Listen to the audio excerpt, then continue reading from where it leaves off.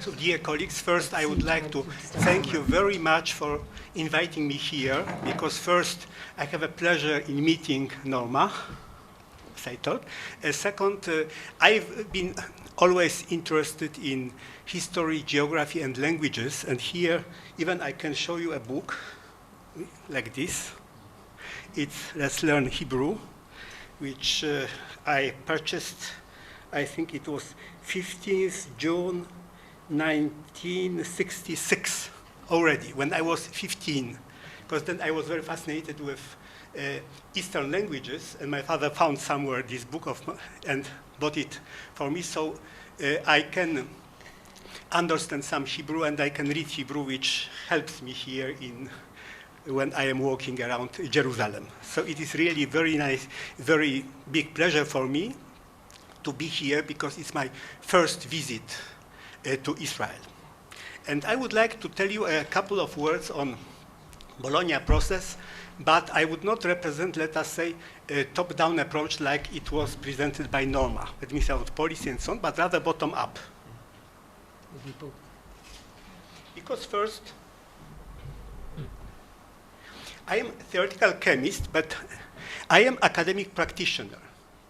So I have some research experience. I've worked in Belgium, in Japan, in France as postdoc or academic teacher. And then when I came back in 1990, after more than 5 years spent abroad, dean of my faculty told me, Marek, you have traveled a lot, but then you have to do something useful for our faculty. And they nominated me for post of Vice Dean for Education. But I would like to stress that I had no idea what does it mean, Vice Dean, education and so on, because I was pure researcher working on chaos theory and nonlinear systems. However, it turned out that my knowledge of chaos theory can help me in dealing with some higher education issues, because just in 1990, we had a very turbulent period in Poland. As you know, in 1989, communism in Poland was finished and we had democracy. And first democratic law passed by our parliament in 1990, it was New Higher Education Act. So you can imagine, it was so liberal that practically everything was permitted. And within a couple of years, we had over 400 private higher education institutions in Poland. Those people who prepared this act, they were thinking, okay, if we allow for private higher education institutions, maybe we would have 10 or 15, but we had 400. As for curriculum development, everybody wanted to be just democratic, to look at good Western examples. But what did it mean to have Western example? If somebody was studying Canada, so that means it's Canadian example, it's Western one. And some other guy was, let us say, in Germany, so it was German example.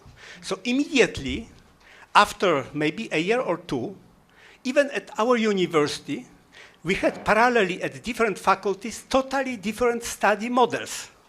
So already we have disorganized our higher education in maybe in 4 or 3 years. So in that period, I was Vice Dean for Education. And also, as for my other duties, I am institutional ECTS coordinator for my university. So already in 1994, on 1st March, I had first lecture on ECTS for rectors and vice-rectors of Krakow higher education institutions. I am also deputy head of a center for research on higher education at our university, which is a unique center of such type now in Poland. I also work in University College in Tarnów, which is 80 kilometers from Krakow, and then rector's deputy for international project and quality coordinator. I am also Bologna expert on national qualifications framework. And also I am working for Eurasia and for Coimbra Group, and I participated in maybe 40 or 50 different Tempus projects, 20 for Poland, and then I am also, as I later will comment, I took part also in projects of other regions of the world. So in my presentation, I would like shortly to tell you about my vision of European higher education area, which not always is orthodox one. Then I would like to give some examples how Bologna process, how academic reforms are being developed in Poland and in some other countries. Also, I will stress the role of various international initiatives, that means academic networks of different types. And finally, I will give some conclusions and recommendations. So as for the Bologna process, I always say that Bologna process has two phases. Has this bright face presented by Norma. Which is the right one? That means in 2000, 2001, there was nothing, more or less. And then we have Bologna process. Because of this, we are no more apes. We are now human beings. However, if we look even to Google, we can find many nice things, especially from Germany, like reforms instigated by Bologna process are damaging German universities. Bologna has failed in Germany, and not also in Germany. You remember that in 2010, when there was ministerial meeting in Vienna, students paralyzed all center of Vienna, and when I came there, so we had just to break through the students' blockade. So that means there are very different opinions on Bologna, or something like this. I can show you here that university is just under fire, and we have demonstrations. So usually when I speak about Bologna in Poland or in other countries, I do not say that Bologna is good by definition. I say that Bologna may be useful. And here one can give a reference to Othello, to Iago, who told that our bodies are our gardens, to which our wills are gardeners. So that if we will plant nettles or saulettius, set hyssop, and with time supply it with one gender of herbs or distract it with many, either to have it sterile or manured with industry, why? The power and corrigible authority of this lies in our wills. In a way, we can just make paraphrases of this. Our higher education is like garden, and it depends on our will, on our ways of doing things, what will happen. So when I think about higher education, European higher education area, I show usually three pictures. According to many people from academic folk, they say, all this Bologna is marionette, just. There are many strings pulled by European Commission and so on, and we know what to do, and they force us to do something we don't like.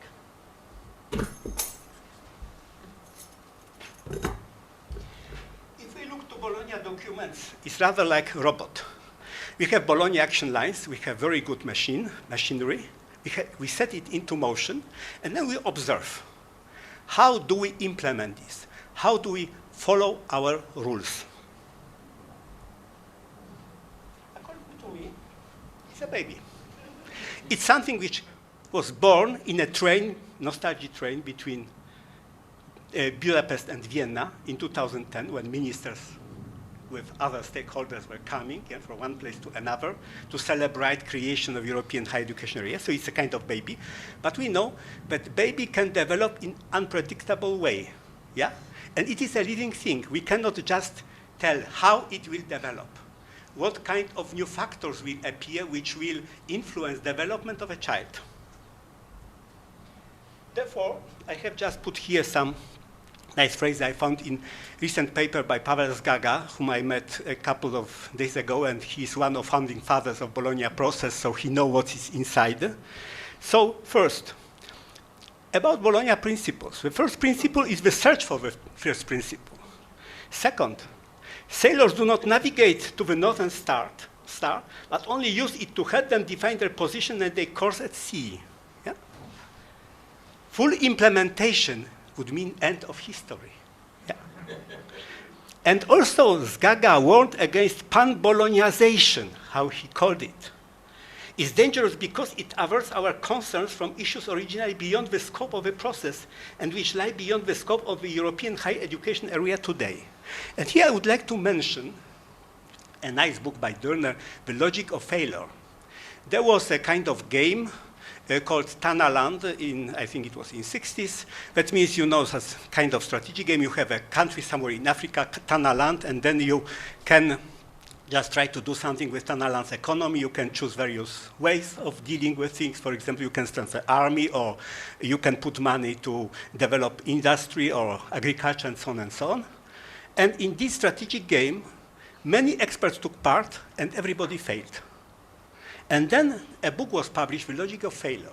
And it was found that the failure was caused by the fact that usually all those experts concentrated on some action lines, on some visions, and did not take into account some minor factors, which later became of more and more importance. Yeah?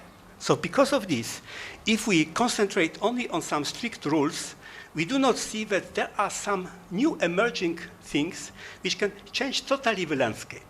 And when we realize that it's really the case, it could be too late. And then we need to put many efforts just to adjust what we have done. If we speak about Bologna implementation, more or less we have 3 levels. International, it's success story. Yeah, ministers are very happy with Bologna.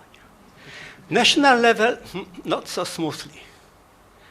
Institutional level, the devil is in the details. And I asked recently my colleague from Czechia, how is Bologna in Czech Republic? He thought, as for legislation, all is in place. We have new legislation. But nothing changes at the institutional level. Besides transversal levels, we have also very important disciplinary levels. The tuning project is dealing with this, and also we have many thematic networks and network archipelagos, which are really very important if we speak about changes in European higher education. Also, I will comment later. As for national level, as you know, in 1999, 29 Bologna declarations were signed because every country had something different in mind.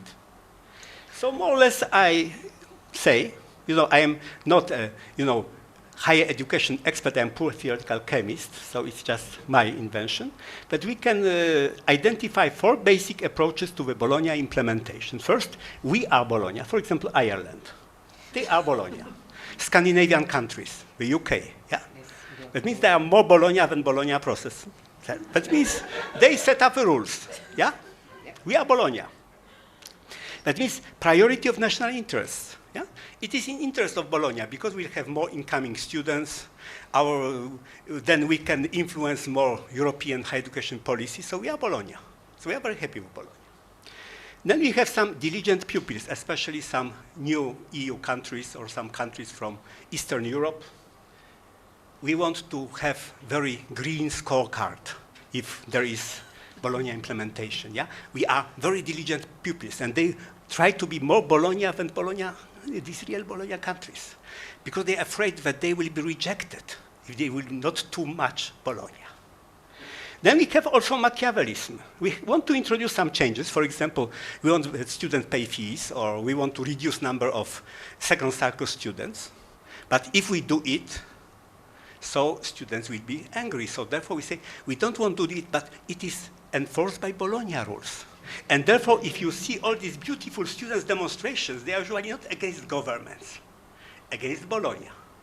That means that governments has attained their goal. They diverted attention of students from their own actions. And they say, oh, you see, it is because of this bad Bologna, those bad guys from Brussels and so on. Yeah? So we have this Machiavellism. And also we have indifferency, like for example, it was in Poland, let us say, around 2004, 2005, 2 years, once in 2 years, somebody in ministry thought, we have to write something for this Bologna stock-taking report. What to write? For such things. This is good. Yeah? But they are not very interested in policy. And it also often happens when I ask my colleagues from other countries what's happening. We have some legislation, some things are going on, but nobody is excited about this. If we look from the bottom, so when we want to preach Bologna, let us say among our academic staff in Poland, who are very critical, not towards Bologna, but towards, some laws which come from above. Yeah? We have more than 150 years of tradition to fight against any government, any power, and so on. So it is just part of our national identity to be very critical. So when I speak to them, I cannot say, oh, you know, there are very nice Bologna rules, we have to follow them and we'll be happy. We have to show that it is something which can be practical. So there are three main issues: learning outcomes, quality, and mobility. So the most important problem is how to make academic folk to understand properly what is behind all these academic reforms, why it is not against them, why it can help them. Because usually people think like this, Bologna, that means uniformization of everything, yeah? And if I am of other color, I cannot survive. Like this, fashion show, yeah? But what I also used to say, Bologna is something like a shop with Bologna tools. I come to the shop and I buy what is suitable for me. When I ask my wife, oh, I see fashion shows, why I cannot find people on the streets with all these things I can see during fashion show? So my wife says, oh, you are stupid. When we watch, we just look that in given season, this color is good. For example, these elements of clothing are good. And every woman picks up some elements of this to know, yeah, what kinds of clothing to put on and so on. So because of this, if we have fashion show, so then we have people and everybody has different kinds of clothing, yeah? But all of them follow some fashion. So we have this picture down, not this picture up. So one can present that if Bologna process set up some rules, that does not mean that we shall be uniform. And if we write all these papers written mainly in Germany, like Morning Bologna, can university survive a Bologna process? It always starts like this. Bologna process means uniformization, introduction of European standards, and so on, which is not true. If we speak about curricula, we say, we have something like curricula matryoshka. For example, I had a presentation in Warsaw School of Life Science, and I say, if you have your study program in information systems in water resources management, so it has to be more or less compatible with subject benchmarks for environmental engineering, because we are part of this community. And then we have some domain-specific qualifications framework on, say, engineering, natural sciences, architecture. Also, you have to fit some general framework.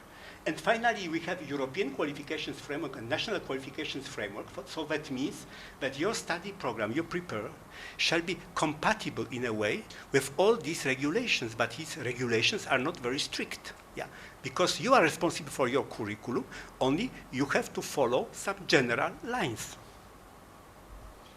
If we speak about also curriculum development, modularization, we can say like this. If you have orchestra, so you can imagine that you have professors.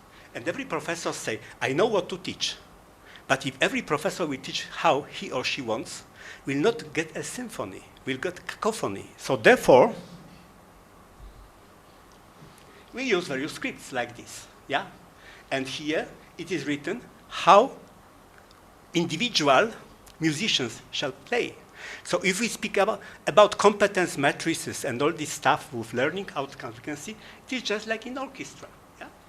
That means you know what to teach. However, we shall to have a script when it will be determined how your teaching can be optimized and how it can correlate with classes of your colleagues. If we speak about quality, we can say, okay, you see, there are very nice universities which give very strange certificate or confidentiality assured, you see, doctor of veterinary cybernetics and so on. We can buy many kind of diplomas. So if we want to be sure that our diplomas will be well seen in other countries,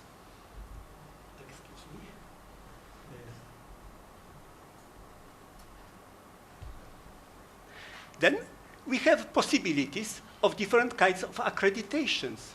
European accreditation, some subject area accreditation, and so on. We can get some labels, and then we prove that what we are doing has been checked by somebody. Yeah? So we are under a kind of control. We are not doing only what we want to do, but we are not afraid, yeah, of being evaluated by some external bodies.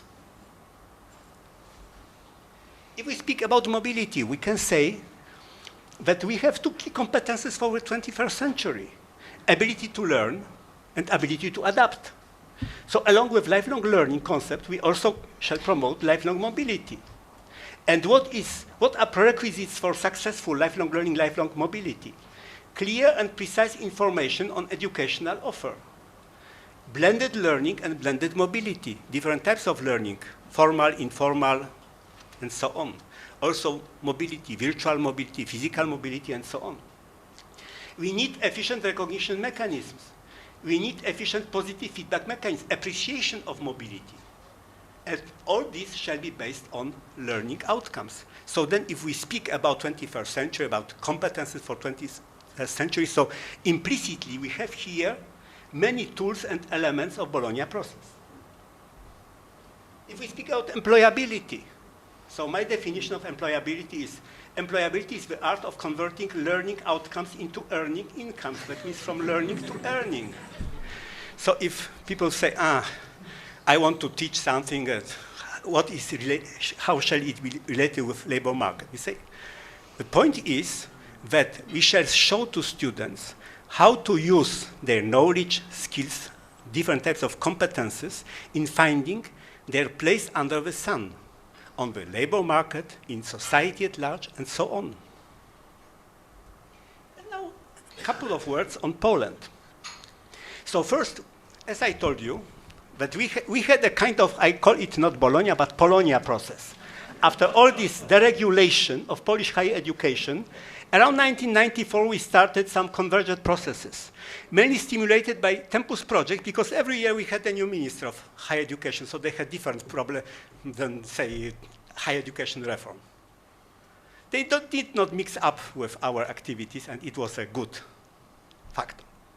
For example, in around 1995, when I was responsible for environmental studies at my university, I made a comparative analysis for first 2 years of curriculum. I found that, let us say, number of hours of physics in Poland changed from, say, 30 up to 270 in the same curriculum, factor of 9, and so on. So we had divergent curricula, divergent structures of studies, and so on. So because of this, thanks to Tempus projects and thanks to activities of deans and rectors, we started some bottom-up activities. And we started to create our academic structures. And it lasted maybe up to end of Tempus 2 phase, when we were eligible for Tempus 2002, 2003. And then we had transition period from Bologna to Bologna. That means first, State Accreditation Commission was introduced. However, we used some experiences of good old days of Tempus, and we had Bologna days, we had Bologna Expert Group, and so on and so on. Then we have now some bottom-up initiatives. There are different opinions. For example, also I found recently a paper about Polish higher education written by a sociologist from Warsaw University. Operation was successful, but patient is dead. Very big title. So not everybody is satisfied with what's going on. However, I think that things are moving. So what was the success of the Bologna process? First, implementation of ECTS. We started it seriously around 1997, 2 years before Bologna Declaration. There was a national project, ECTS at Polish universities, financed by ministries. Fortunately, former Vice Minister of Education was later Vice Rector of University of Warsaw, and he could arrange some money. Then we had a series of Tempus projects, ECTS in chemistry, in environmental sciences, social science, and so on. So practically by the end of 90s, there was a good awareness of ECTS across Poland. Practically in every university, we had some ECTS coordinators, and we knew what is ECTS. quality assurance. Because we had no state accreditation in the 90s, we created our own academic accreditation for universities, technical universities, medical universities, and so on. So we had academic accreditation commissions. We set up their own regulations, and it was very efficient because it was not, obligatory. It was a kind of quality mark, and it is working still now, parallelly to state accreditation. We had Tempus projects. We had over 20 Tempus projects in Poland on quality assurance. For institutional quality assurance for many universities, for subject areas. And also we had a national quality assurance seminar every month or 2 months. People were coming to Warsaw to have some discussion on quality assurance. How do we implement internal quality assurance systems? And from that time, I know very well what's going on in UCC, which is a very good example for us. Very hard to follow because it's so perfect, but anyway, we have learned a lot from you. Finally, from 1999 to 2002, we had so-called SOPERJEPS joint European projects on university quality evaluation system of quality of administrative services, new educational tools, external partnerships, new dimensions. In total, about 2 million euro.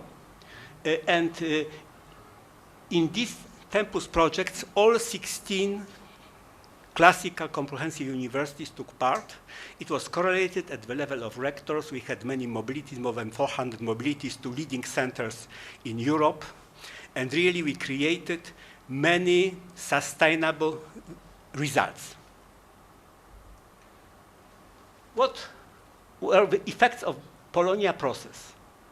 First, electronic system for student services. We created it within a Tempus project, NET, New Educational Tools. It is still under development, self-sustainable. Over 30 Polish higher education institutions are in the consortium. We have full databases for hundreds, thousands of students. We have also system, and system comprises also curriculum or study programs and so on. It is developed by academic community, by ourselves. We just have a kind of consortium. Every university pays some money, and software is being developed by a Department of Informatics of Warsaw University without any support from the government. It is just our idea, and it's working already more than 10 years. And now we introduce modules on qualifications frameworks, learning outcomes, careers of graduates, and so on. So it is still developing. Creation of proto-Bologna structures. We had quality days within Tempus project. So then we remodeled it, and we started to organize from 2003 Bologna days. We continued cooperation in ECTS implementation, and we created Polish team of Bologna experts as bottom-up initiative supported by Polish rectors. So then, when European Commission started to award grants for Bologna promotion, automatically people who were working as Bologna experts for rectors started to work as Bologna experts for European Commission and our government. So at least half of our team does people who started to collaborate in good old Tempus days. Then we have networks which we initiated during Bologna process, like network of career officers, network of international relation officers, conferences of deans, and so on. And also we learned how to participate actively in different kinds of international projects. From Bologna to Bologna. So first, we have activities of Bologna expert groups, like Bologna seminars, thematic seminars, ECTS mobility, quality assurance, NQF, and so on.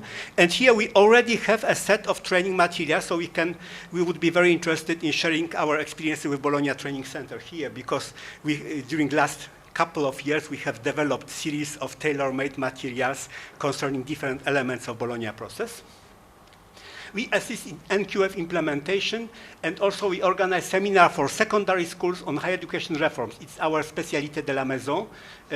So it was my idea with some of my colleagues. So we visit schools, we meet with pupils, teachers, and we tell about Bologna, about employability, about internationalization, what will happen after they will finish school. Because according to Bologna process, students come out of a blue sky. You cannot find any reference to secondary schools in all Bologna documents. Students come out of a blue sky. There's nothing before university. So therefore, we decided that we shall have also some training for secondary schools, because later we blame secondary schools for our failures, that they do not prepare our students and so on. Then, NQF design and implementation, there are serious projects at university, at ministerial levels for this European qualification framework and for this Bologna qualification framework.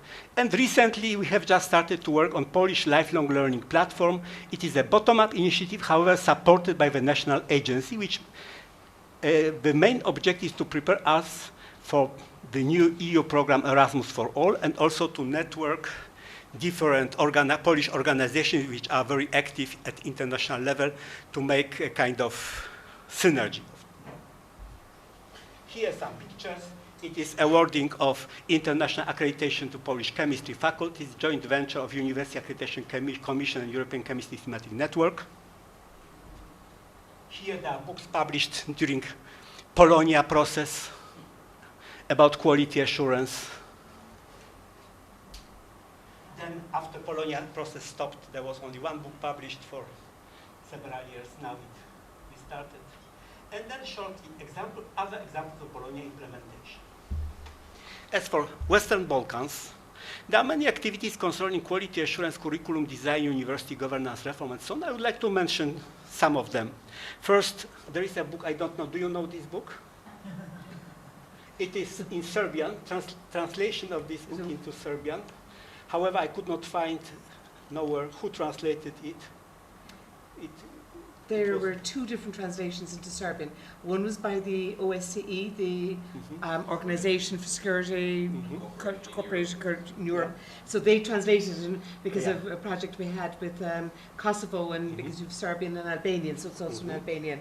And the second one then was done by the Serbs themselves, by Belgrade. Yeah. Again, a cooperation we had with them. Yeah. I hold the copyright for the book, and we give it to people like rectors' conferences or ministries to translate free, but providing it's for free distribution, because the author of the book does not get any money for it. So when we distribute it, we just charge what it costs us to print it up in English. But it's been translated into 10 different languages now. Yeah. So here you see there are just examples that they try to be very diligent pupils and learn from the best possible examples. And here especially important is a project Gomez. It's government and university reform in Serbia, which with all Serbian universities, ministries, accreditation commission and so on, with the objective to implement real governance reform at Serbian universities. So they are really very, very committed to changes. In Russian Federation, also, the Bologna process is developing quite well. Now they are very interested in qualifications framework. There are many projects on sectoral qualifications framework. We have one project, for example, for food sciences. Even in Central Asia, I found that in Kyrgyzstan already in 2004, they published some books on ECTS and on curriculum design based on learning outcomes, which were really very, very well prepared. Finally, short comments concerning sectoral activities. We have many thematic networks, network archipelagos. The problem is how to correlate national and sectoral activities. Because within thematic networks, like European Chemistry Thematic Network, which exists in 1996, many useful things have been developed. Like, for example, chemistry subject area brochure with standards, brochure on employability, then Eurobachelor and Euromaster labels, database on chemistry students in Europe, system of standardized tests for knowledge. Besides, we have also many other networks like university clubs, regional networks, networks related with subject areas, networks dealing with particular issues, where many interesting things are going on. Like, for example, in Coimbra Group, which I am participating, we are working on fine-tuning of Bologna tools and organizing also staff development activities, and with European Neighborhood Task Force, cooperation with third countries. Finally, conclusion recommendations. Success of academic reforms depends on their proper understanding by academic folk and sense of ownership perceived by the academic community at large. They are not imposed, our reforms. Attitude, crucial, the attitude of middle academic management, deans, heads of departments, not rectors, not simple professors, but those people who take decisions at intermediate level, for example, curricula and so on. Very important, sharing experiences, networking activities, and competition, not only competition, but also cooperation. Adopted solutions shall be as simple as possible, but not simpler. All members of the European higher education area are equal, even if various reports attempt to show that some are more equal than others. And finally, European higher education area is a complex adaptive system. It evolves and everyone shall contribute to its evolution. So, and the best way to predict the future is to create it, not to look for this, only what we shall follow, but predict what will happen. So I would like to thank you very much for your attention.